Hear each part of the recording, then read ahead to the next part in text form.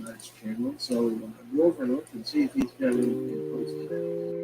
I would like to take this time to thank all of my panelists.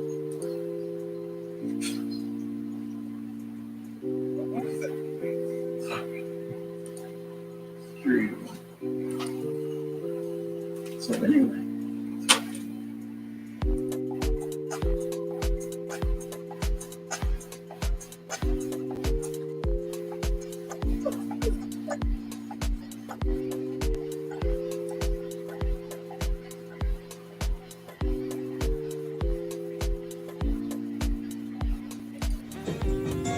Tonight's episode, photo finish.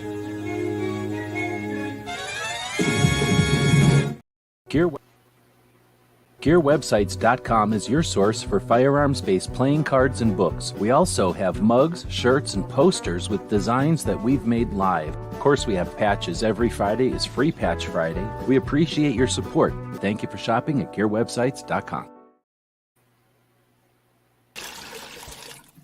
It's 11:59 at Radio Free America, and this is Uncle Sam with music and the truth until dawn. Right now, I got a few words for some of our brothers and sisters in the occupied zone. The chair is against the wall. The chair is against the wall. John has a long mustache. John has a long mustache. It's 12 o'clock, Americans, another day closer to victory. And for all of you out there on or behind the lines, this is your song.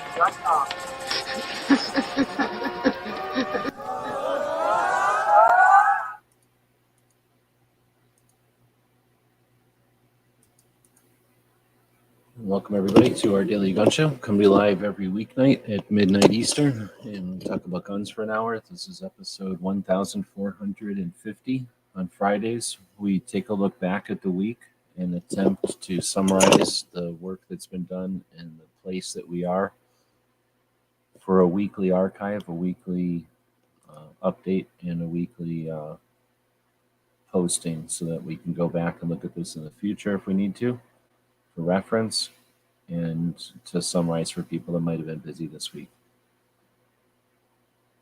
The headlines or the bullet points at the beginning would be the pistol brace final rule was moved to the White House, and a lot of people are talking about that. We've got the measure in Oregon, which has been put on hold for 30 days while they evaluate it further. We've got the magazine ban in Washington, some movement there with the courts, and potentially some response before Christmas. There's a slight low chance, but a political statement being made in both Michigan and Illinois with assault weapons bans to defy the perceived Supreme Court decisions. We've got the debate in Maryland on the assault weapons ban. On the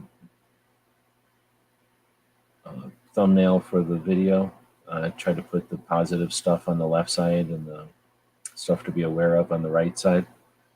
And I'm putting the debate in Maryland on the left side. At least it was up for debate and not a sure thing. Unfortunately, it's not necessarily a win or anything. There's a New York case that's on hold. There's actually two of them. I'm not even going to try to pronounce them, which have kind of both positive and negative consequences. And then lastly, for the United States at least, we have the National Defense Authorization Act. And if you pay attention to people discussing that, you'll get the sky is falling, and you'll get shaming for saying the sky is falling, I guess. So these indicate things that people have been using to exploit this week, both by creating the legislation, by focusing on the legislation as if it's some kind of a cure, by using the legislation as a weapon, by using the legislation as a ways to exploit sales or drive views. And as someone who might be listening or living through this, one of the reasons we put this down each week is so that we can remember how often this scenario has played out, which means how often this strategy has been played, which means how often this tactic is used. You can fill in the details a little bit differently, but the tactic is similar. Keep gun owners distracted, keep gun owners separated, and use the gun issue to isolate and separate a segment from the population through misunderstandings and a lot of people making money on both sides of it. Finally, we've got Canada that unfortunately, because we don't have our act together here, is being punched and beaten up right next to us. And that's a shame. There's a time when our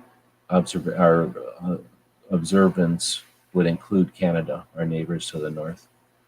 One of the largest, if not the largest, I think it's the largest international land border in the world.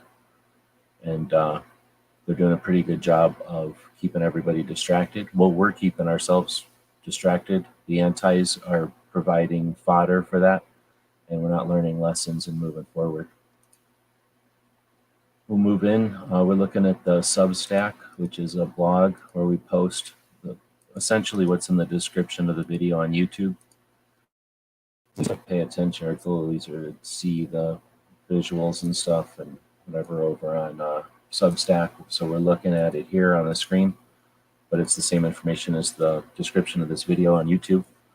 When this show is over, the rendered video we'll use as a audio file, and we'll post that to the different podcast platforms. I'd like to say thanks to the people who listen to the updates and the rest of the Daily Gun Show on podcasts. If you leave us some feedback, we'll continue to keep doing that. So we're going to dig into some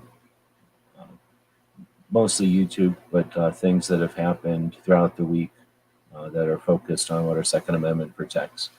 One of the first things I usually mention is the project consistent Saturday brief conversation hosted by a Great Start Shooting School.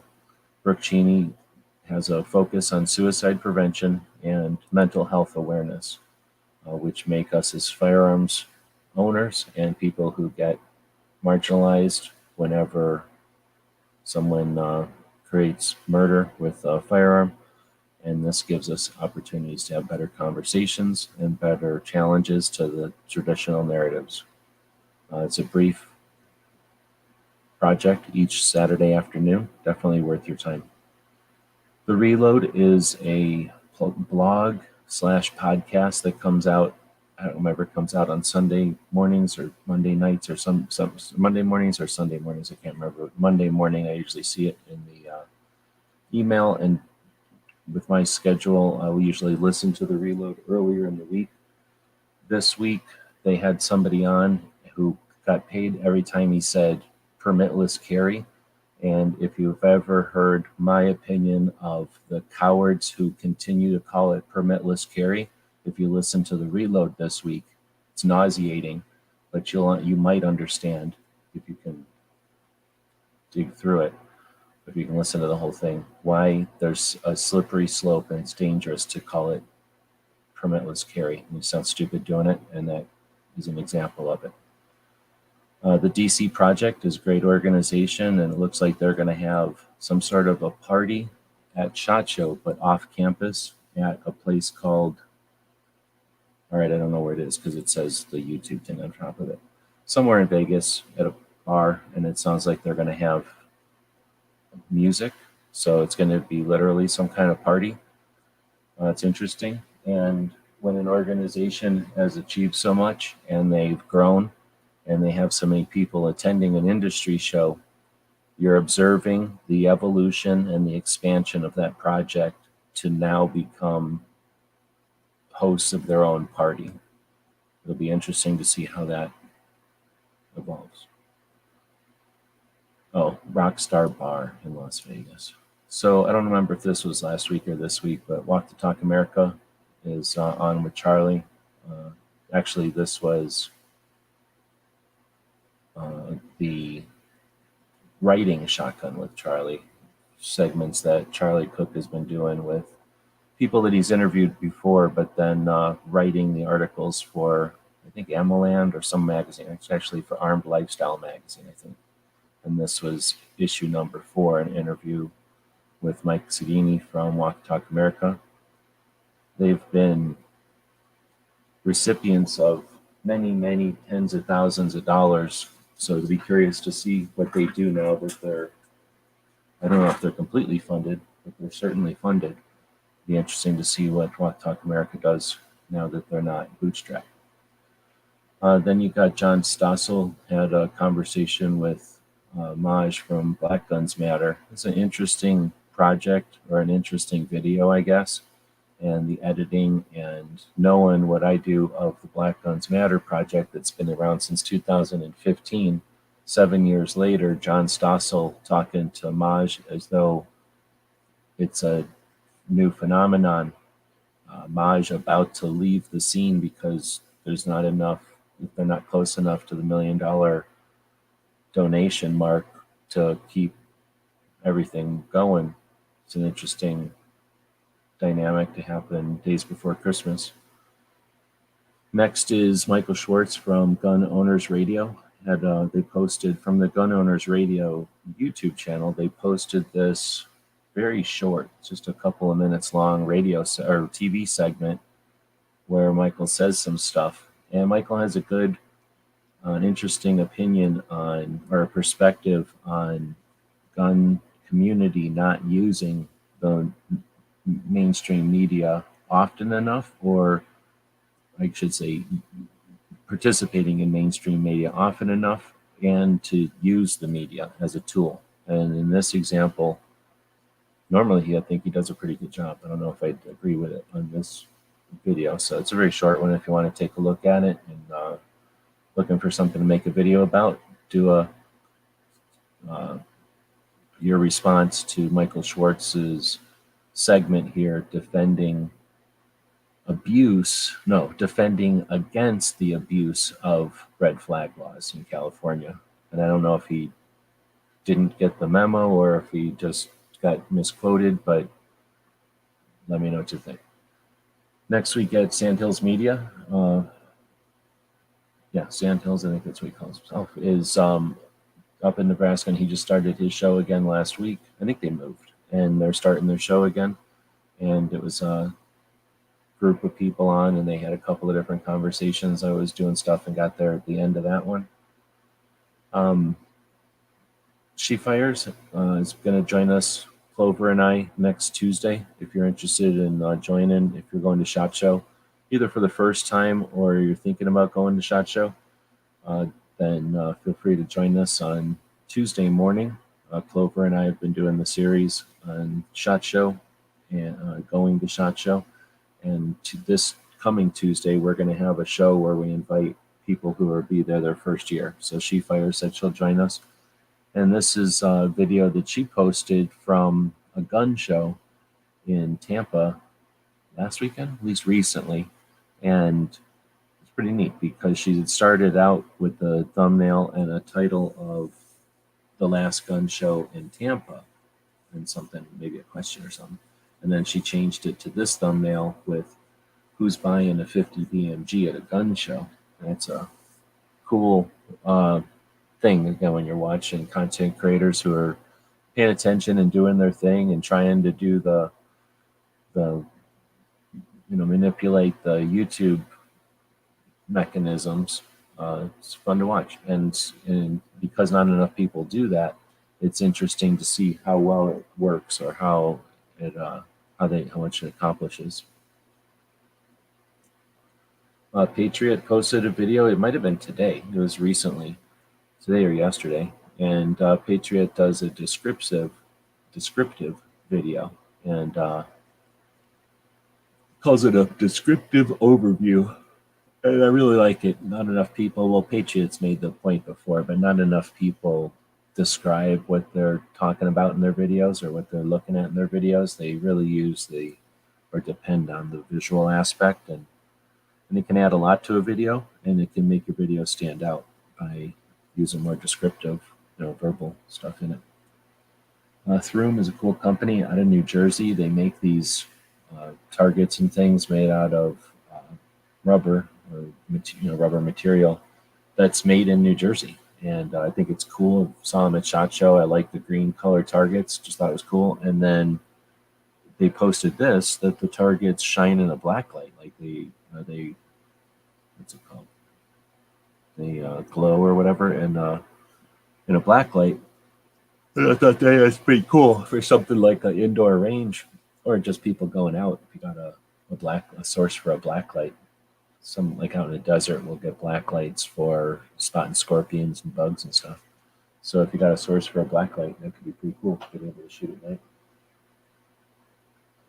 I just noticed that the civilian marksmanship program had posted a video on how to buy an M1. So they may have done this before, but this is a fairly new one, pretty quick, just a few minutes long. And in the process, you get to see, as they describe it, you get to see behind the scenes a little bit. So pretty cool. If you're not familiar with the civilian marksmanship program, that's something that's been around since 1907 or 3 or something.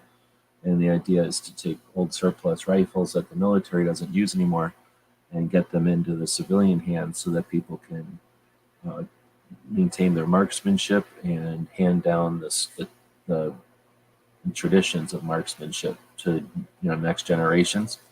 So they make the firearms available and economical. Although, of course, there was only so many made, and now we're looking at not the last of them necessarily, but the limited numbers, not like the days back in the days when that was a much different story. I was actually looking at some magazines from 1948, and they were talking about the CMP, but then they called it the DCP, DCM. They called it the DCM, the Director of Civilian Marksmanship, I think, back then. Well, let's see. So Chris does one of the live conversations that I'll watch each week. It's hosted by Chris from the 740. He had a 2,000 subscriber event, so it's always cool to see people hitting different odometer marks. There's quite a few of these live conversations that I enjoy. It's regular people doing their thing, talking about what's up in their world, since most of the time these are people that join in from all around the country and from all different ways of life and all different age groups and all different everything you can think of. You end up getting a better idea of what's going on in the world than you could ever get from some kind of scripted, agenda-based broadcast, right? So these live chats, I value them. I thank Chris for posting each week. He was episode number 44, and again, hit the 2,000 mark. Gizzard had episode 199. He might even still be going. It happened just before this one.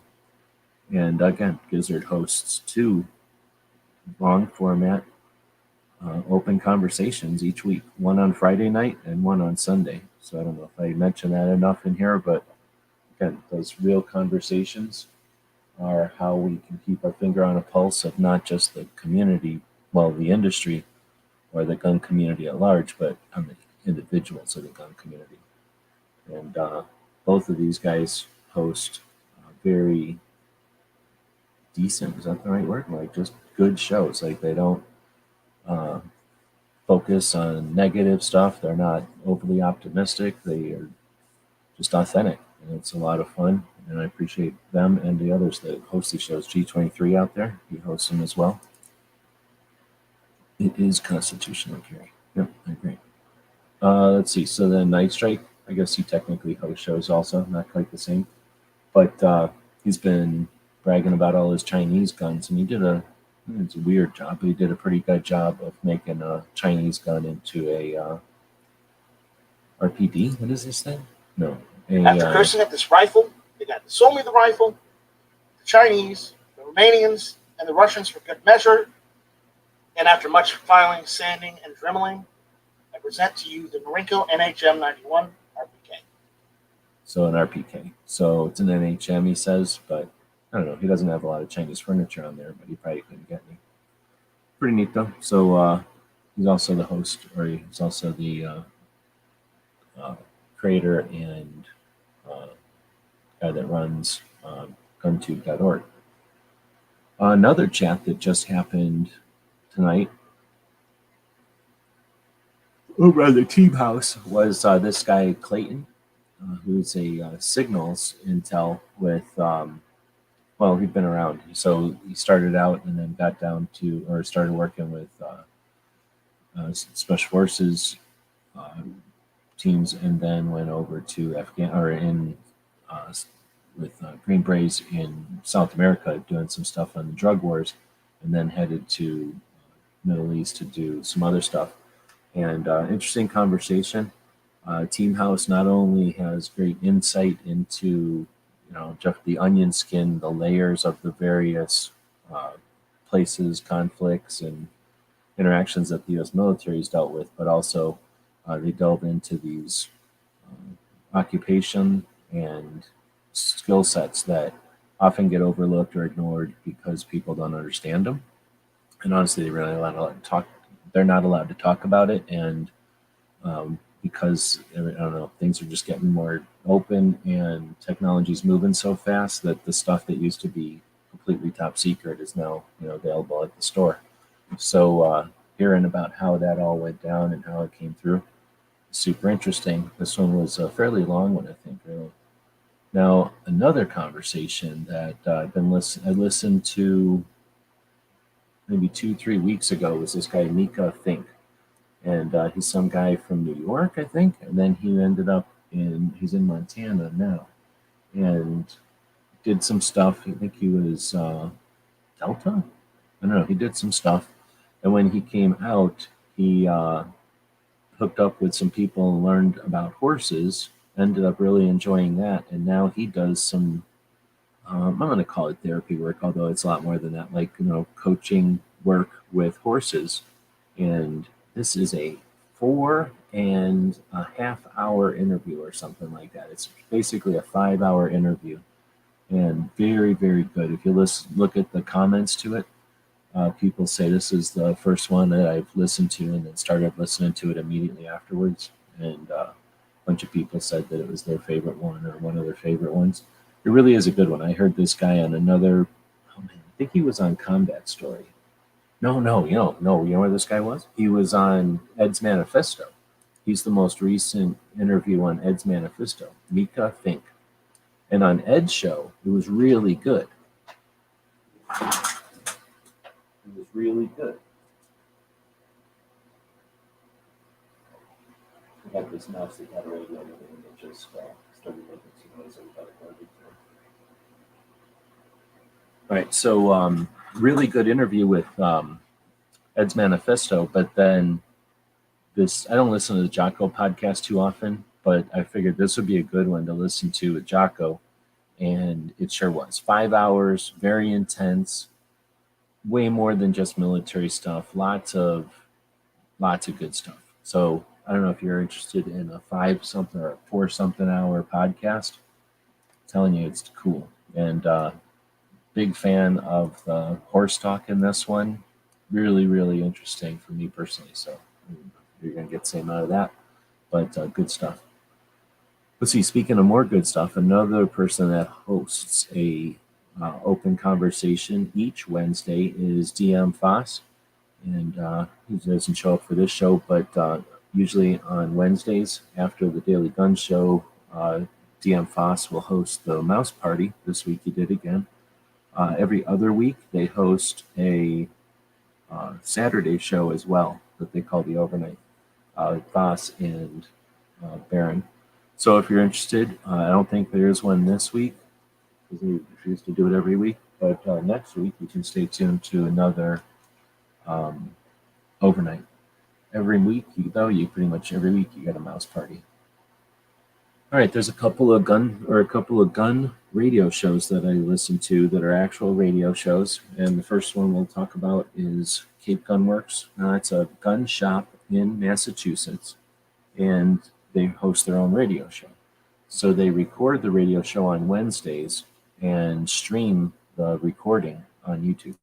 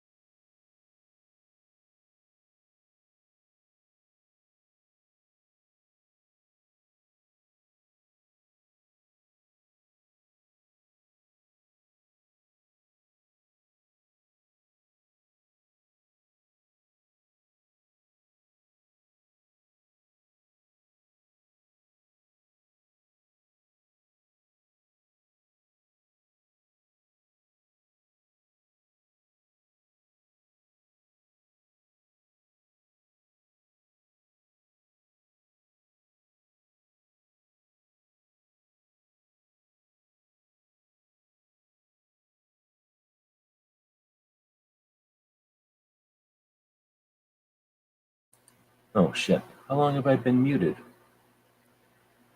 That's annoying. When did the thing get muted? Oh, whenever I cough, probably. Let's see, 10:27. Oh, okay. So what was the last thing I said on there? Thanks for the feedback there.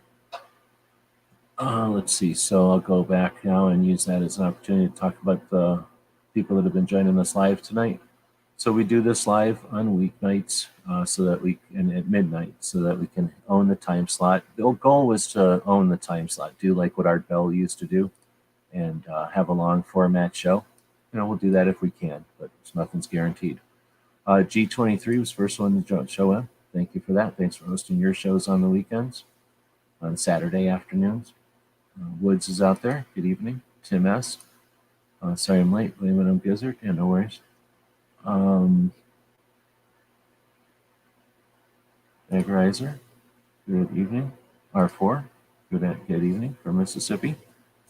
And then Wesley saying about the audio. So yeah, sorry about that. Okay, Cape Cod, thanks. So I'll just go back and rewind some of that. I didn't realize, I think I coughed or something and sneezed or something.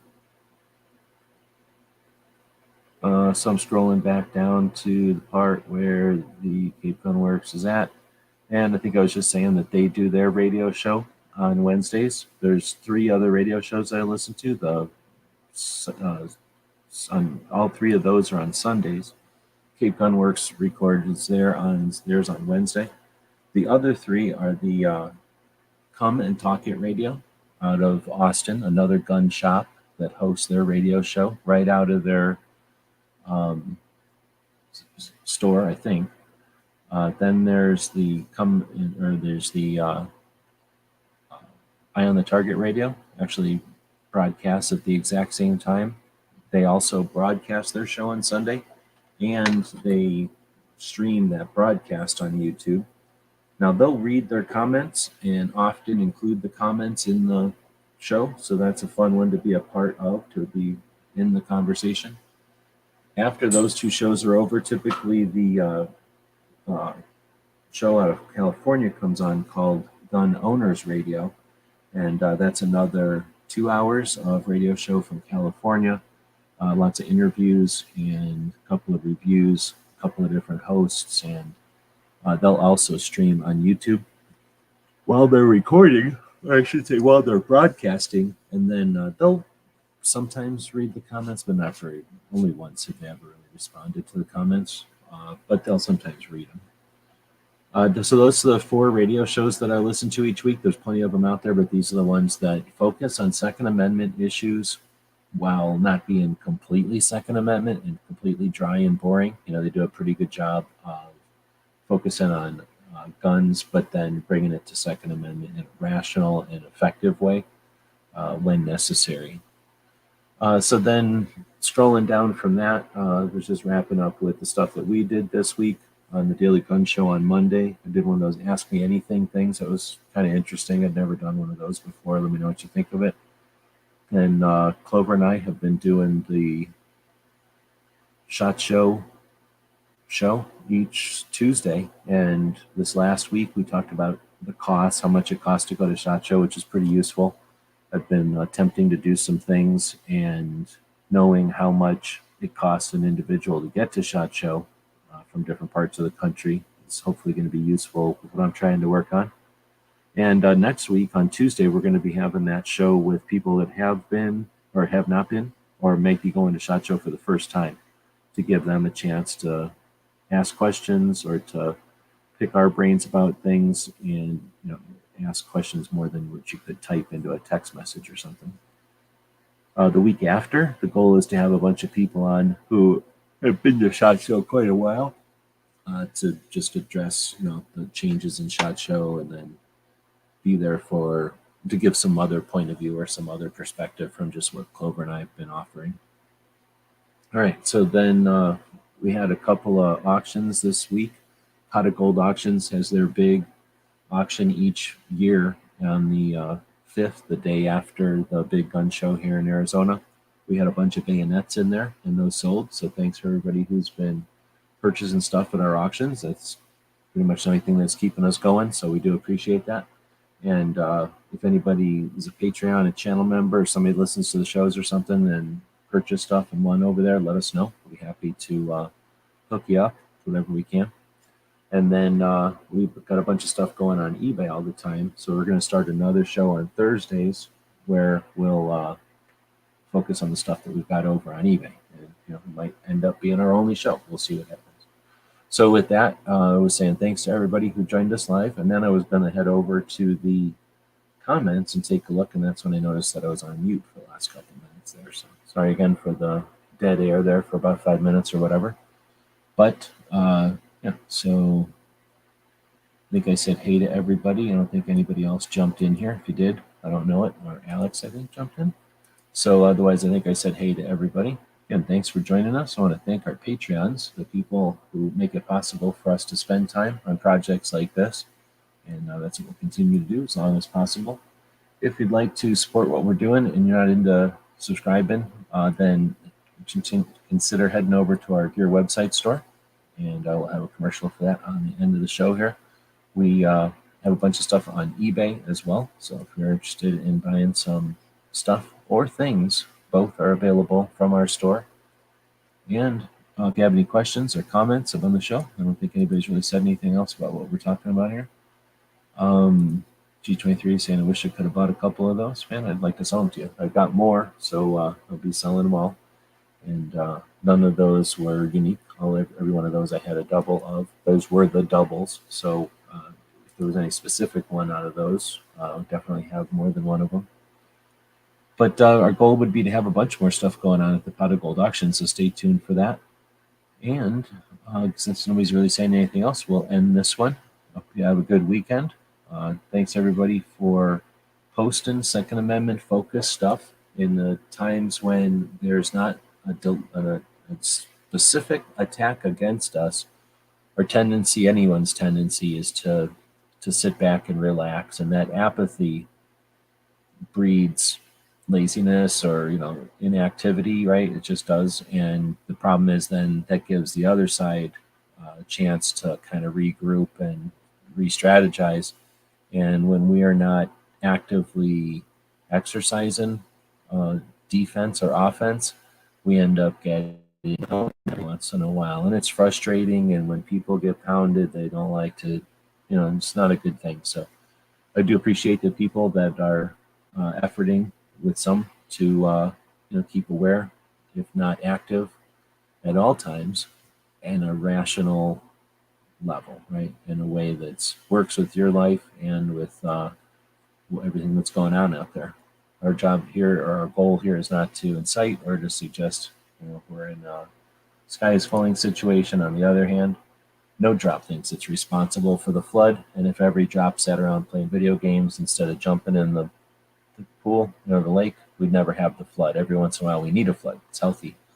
So let's get used to exercising that. Do it however you're going to do it. If you're going to share that with others, share that with us so that we can learn from that and share that with others as well. So again, let's see, somebody commented over here. Really looking for one to go with my Norinco Type 56. Yeah, well, let me know. I've got plenty for those. The last one at the auction there sold for $230. So I'm definitely not gonna give it away, but we can work something out for you for sure. All right, again, thanks everybody for jumping in or joining us for the show, and join us tomorrow for the Ask Gun Questions with Clover, and then on Sunday we'll take a look at the on the Gear channel. We're going to be taking a look at patches. We're going to do the patch swap once a month, but we'll be doing patch collecting the other Sundays. Thanks, Tim. Have a great night, and we'll be back to pick you up. GearWebsites.com is your source for firearms-based playing cards and books. We also have mugs, shirts, and posters with designs that we've made live. Of course, we have patches. Every Friday is Free Patch Friday. We appreciate your support. Thank you for shopping at GearWebsites.com. This episode, nobody beats the house. So let us know what you think. We'll be watching the comments wherever you find the video, over on gunstreamer.com or on guntube.org. Thank you for supporting our projects. If you'd like to buy us a cup of coffee, check out our Patreon channel. The The guys and gals of GunWebsites.com encourages you to take a CCW class every year, practice at least once a month, and carry every day. Thank you for watching GunWebsites.com.